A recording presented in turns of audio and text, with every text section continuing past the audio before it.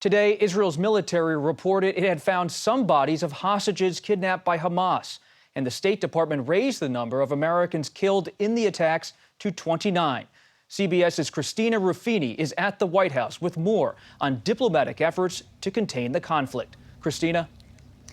Good evening, Robert. This afternoon, President Biden spoke to Israeli Prime Minister Benjamin Netanyahu and the president of the Palestinian Authority, Mahmoud Abbas.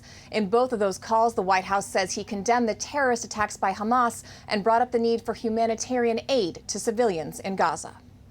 The incremental nature of diplomacy is up against the clock. None of us want to see suffering by civilians on any side, whether it's in Israel, whether it's in Gaza. As U.S. Secretary of State Antony Blinken shuttles between Israel, Jordan, Qatar, Saudi, Bahrain, and the United Arab Emirates, trying to limit backlash from Arab allies and organize humanitarian relief. It's vitally important, and I know that our countries agree that we work together to make sure that, to the best of our ability, this conflict does not spread to other places. The U.S. is also trying to build pressure on Egypt, a top recipient of U.S. military aid, to allow Palestinian Americans and other refugees to flee south through the only non-Israeli exit. They are in a war zone.